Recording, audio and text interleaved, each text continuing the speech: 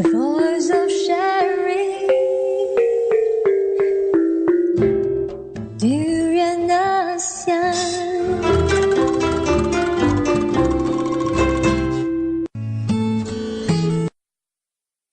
Hi, this is Arlene and you're listening to Durian ASEAN, the voice of discovery and sharing.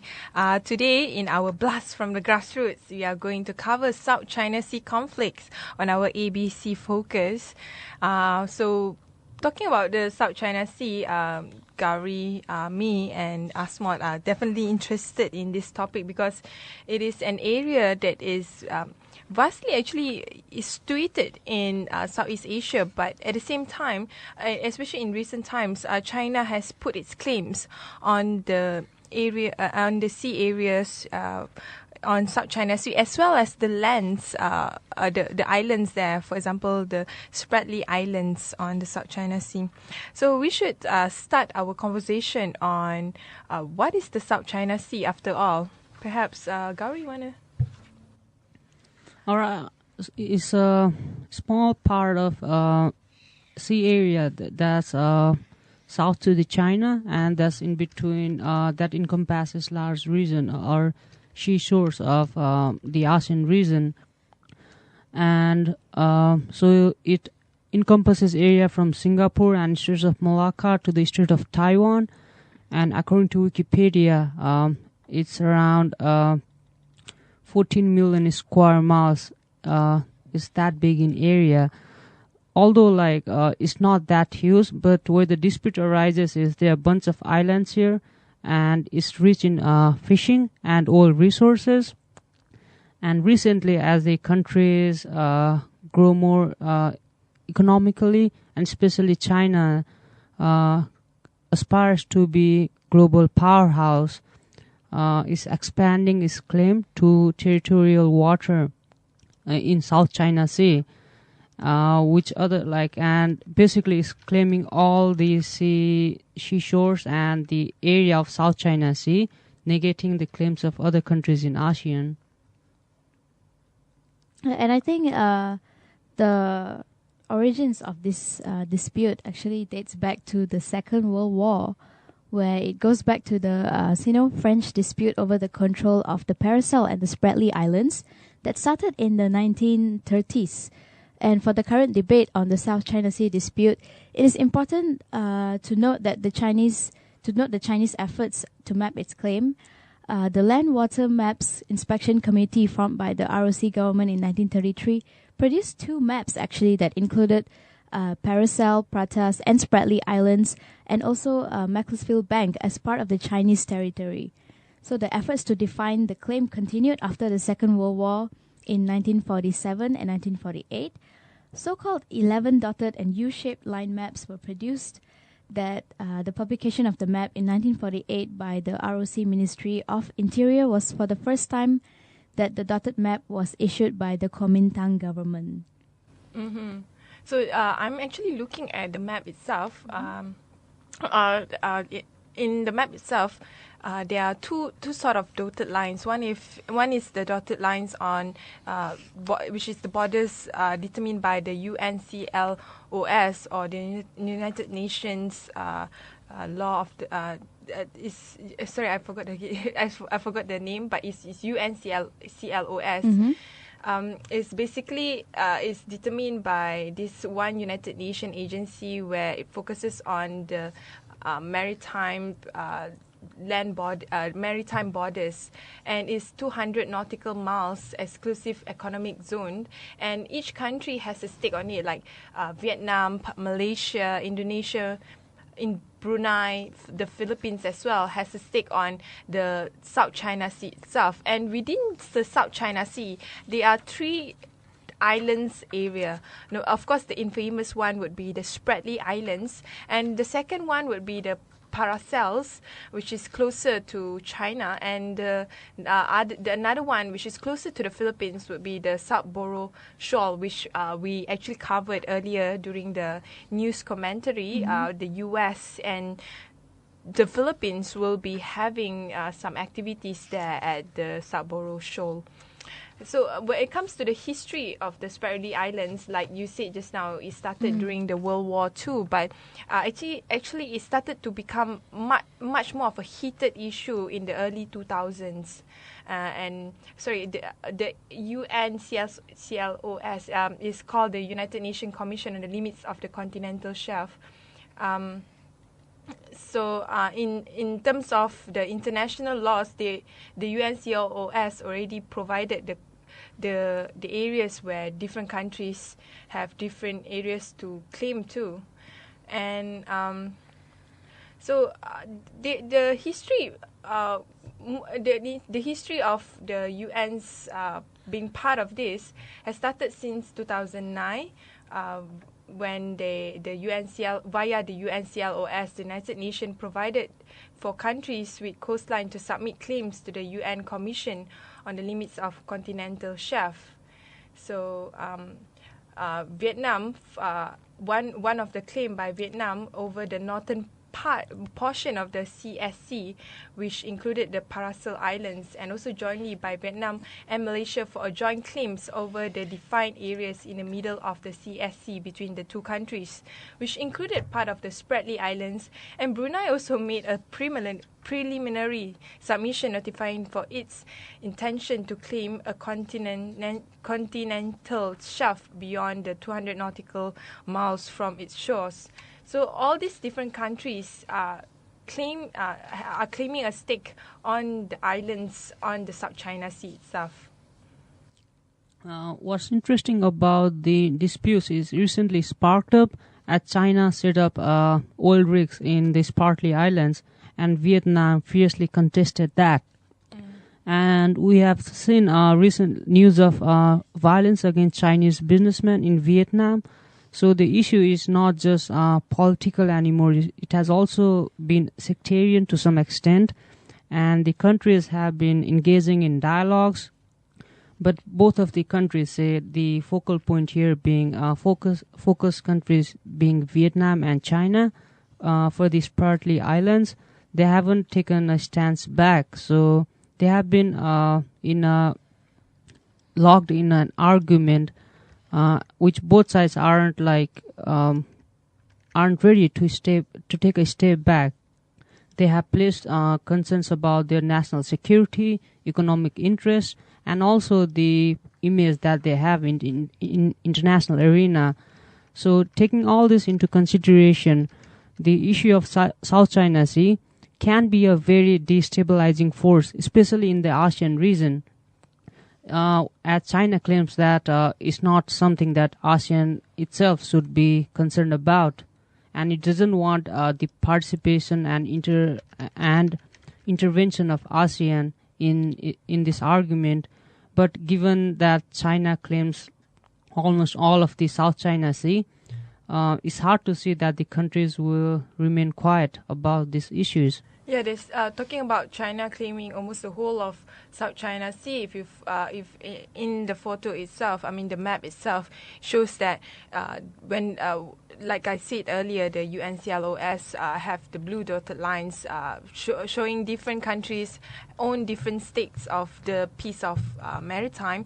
But when it comes to the China, it wants to own the whole of the lands as well as the islands within. The islands as well as the sea, or as well as the sea within the South China Sea. If you can see, there's all the three major islands, the Paracel, Sorboro Shoal, as well as Spratlys, are all within the reclamation of the Chinese. And the Chinese are pretty harsh towards the ASEAN countries when it comes to the way to negotiate with both countries. It says that it would prefer a bilateral discussion, bilateral relation or connection between individual countries, especially with Vietnam and Philippines, but it doesn't welcome the UN as well as ASEAN to meddle within the issue on the South China Sea.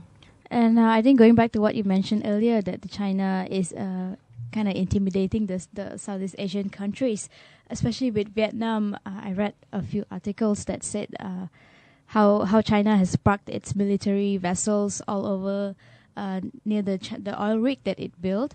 and that kind of really stresses the relationship between the two countries because, like you said, they actually prefer to have a dialogue and all, but that's not actually what's happening. They're going for a more threatening way of doing things. And according to Vietnam, they have been trying to get in touch with the Chinese, especially with the officials in Beijing, to try and negotiate a deal. But the China is still adamant about placing their military vessels there, and if they've even rammed 2 of its ships at the part in the South China Sea where China has deployed a giant oil rig, and therefore China demands that the Philippines release a Chinese fishing boat and its crew seized in the South China Sea. And don't forget, one of the reports, the China is building a school there as well, and I think one of the Spratly Islands. Mm-hmm. Yeah, so it shows that when it comes to China, it's definitely this is definitely one of the key major foreign policy of China, and it has some geopolitical interests in the South China Sea, as we mentioned earlier. The oil rig is definitely one of it, but it's also rich in other natural resources that China wish to tap into as China becomes one of the global economic power. I'd like to correct myself. I earlier said that the area encompasses 14 million. Sorry, it's like 1.4 million square miles. But talking about economic interest, it's interesting that around half of the crude oil in the world, like it passes through the various sea lanes in South China Sea. And it's also, as I mentioned earlier, very rich in fishing resources and oil resources. So it's not just about China claiming as it claims to be its own territorial waters. It's also looking at the vast natural resources that the region has, and especially as China's population booms and its economy grows, it needs more oil and those resources just to sustain its economy. And if it finds something like some resources near South China Sea or in territories around it, it's easy to see that why would it lay claim for those resources. But on the other hand, it also brings issues about power relations and being a global powerhouse. And there are some opinions or data suggesting that China will overtake US as the biggest economy, maybe by 2040, or like the estimate varies, but like it is definitely progressing towards becoming a global powerhouse. So given that, the way it treats its neighbors is also very interesting to see, and especially even as the ASEAN grows, I don't think it's going to keep quiet in this matter. So there are 2 big powerhouses here, ASEAN with 10 countries on one hand, China on the other hand, and they are not going to take a step back. So I wonder what the future of the region holds. But to talk about ASEAN, right? It is a very weak regional bloc compared to probably more established regional bloc like the ones in the US as well, NAFTA, and also the ones in the Europe, which is EU. Looking at ASEAN, it is democratically weak. It is also not a strong country. So until now, it hasn't come up with something strong against China or something strong just within themselves to discuss. Although discussion on the South China Sea has been one of the key security agenda in the ASEAN summit, but it hasn't been passing any official statement on it, especially towards China yet.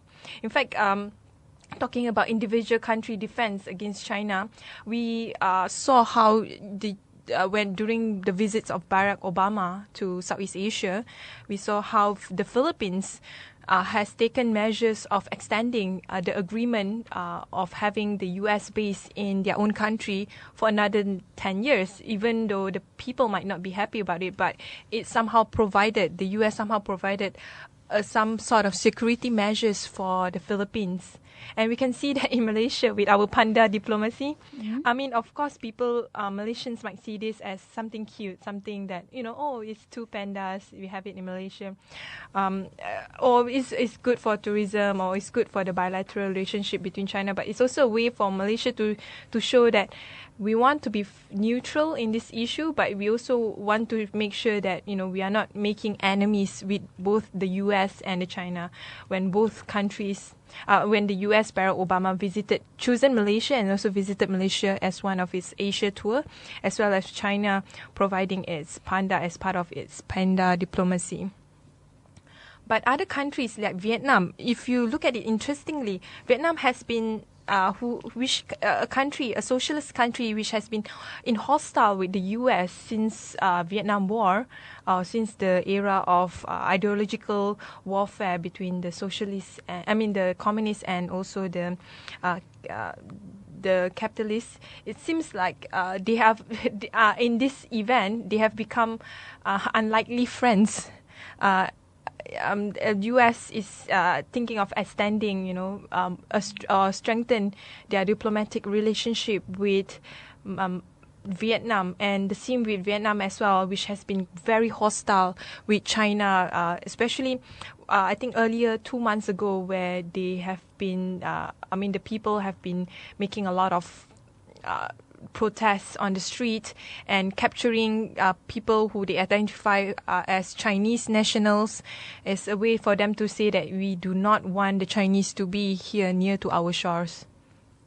Yeah, and I think going back to what you said, that the US is kind of good friends with Vietnam now as a result of this dispute. And the same thing has also happened with Philippines. As we all know, they signed the EDCA, allowing the US to build its military base in the Philippines for 10 years. And also we reported this morning that they're actually going to start their military exercises and trainings to intimidate China. And also right now Vietnam is in talks with US officials and also trying to come up with I don't know if it's going to be something similar to what they have in Philippines, but they are also trying to work out a deal where the US can actually intervene in case of China attacking. But I also think that because most of the activities that go on in the South China Sea is actually influencing China the most, is all the ships and all the trade that's happening there, all the ships going in and out. It's either coming from China or going to China. So I think that the Chinese will probably intimidate in that way, but they probably won't make any major move, because in the end, I think it will hurt them the most economically if they do something like that. I think talking about the solutions, one of the solutions might be, as one of the writers writes, forgot the article exactly, says that building economic ties with the countries in ASEAN and China, so that like if they have very strong economic ties, they would be hesitant to go into war immediately, because that would hurt both parties. So that can be one of the solution. And I think playing one big powerhouse against another, say like US against China or China against US, won't do any good to small countries. Yeah, it will be just another proxy war, I think. And I don't think like the countries will at first, like in the first step, will enter into war itself, because that would consume huge drain huge economic resources of those countries. And if they are vying to be a major world power, they have to learn how to restrain themselves. They can't just use force to just like pursue their interests. And interestingly, it has been, talking about self-restraint, it has been the only statement that ASEAN leaders were sort of echoing to the Chinese, which reported during the recent ASEAN summit in Myanmar, that they are concerned and calling for self-restraint in disputes on in the South China Sea. However, the disputes are between Chinese and some of the ASEAN member states, but not all of the ASEAN nations are claimant states, and the claims of some of the ASEAN members are overlapping too. So it's in a way, it's not just among ASEAN countries against China. It's also among ASEAN countries itself. Like some of the claims are interconnected or overlapping on its own. So all of the countries are not comfortable when ASEAN has to produce such a statement. That's the reason why until now they are unable to sort of give a strong command to the Chinese that this is our land, this is our seas. You shouldn't have a stake on it, or you should have a stake based on what is being demarcated by the UN CLOS Convention Law of the Sea. And even talking about ASEAN, so not all the countries in ASEAN, as you pointed out, are like stand in one particular block against China or any other countries, because Myanmar, it doesn't have any, or it might have, although it might have some claims in the area, it also has huge economic ties with China. So I wonder if it will agree to produce a statement against China through ASEAN. Interesting that you bring that out, because actually the overall, I wouldn't say spirit, but the overall mechanism of ASEAN is about economy, and like it or not, we depend a lot on the Chinese on the ASEAN economic itself. I mean, looking at Malaysia, China is our biggest trade partners. It has surpassed the US, Japan, and other countries that used to be our number one trade partners. The same goes with other countries like Indonesia as well. Chinese has sort of become their number one trade partners.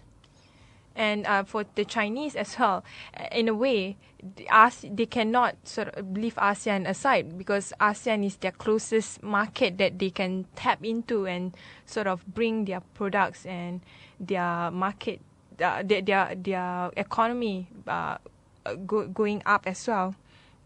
So in that sense, they are economically linked. But at the same time, the security issues surrounding the South China Sea dispute could jeopardize the relationship between ASEAN and China.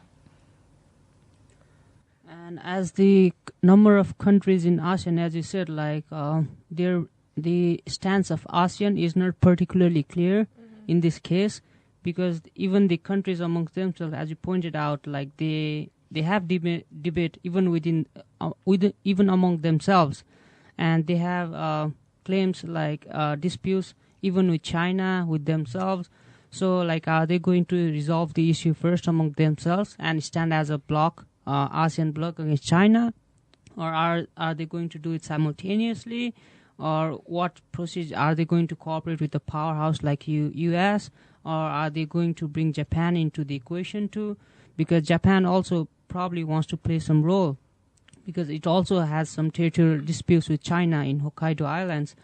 So given all this major geopolitics, I wonder what the direction will take, because the economic interest cannot simply be neglected, and it's not something that's going to go away anytime soon in the future. So all the countries, they have their own economic interests and they want to pursue that, but they also have some national interests, say political interests, and if the countries don't take a national political stance, say in Vietnam, what if the countries don't take a stance in the Spratly Islands? What will the people think of the government? So on one hand, they have to balance. They are trying to balance the national interest. On the other hand, they also have to balance the regional interest and try to make sure that they don't play the countries against each other. So it's a very intricate issue.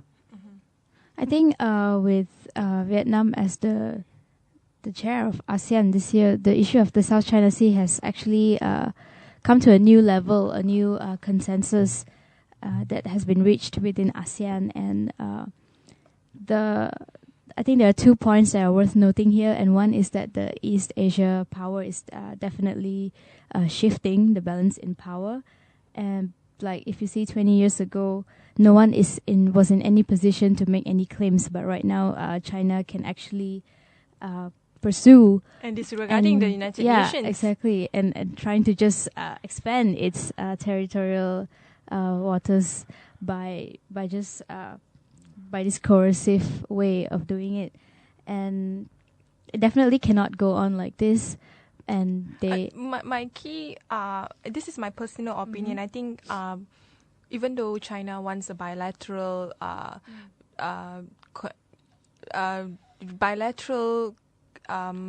would say this problem solving between the countries that is involved in the climation activities, but I think in the long run, it's always the regional has to be strengthened first in order for them to be able to discuss with China proactively without creating any major disputes, especially that would lead to maritime war.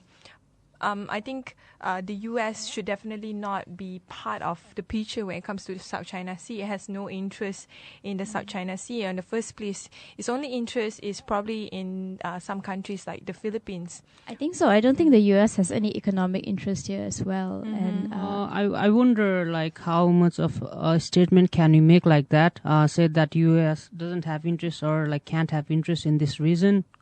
It definitely does in countries like say Indonesia, which has the largest Muslim population in the world, Malaysia, which is a growing power, Burma, and the military junta.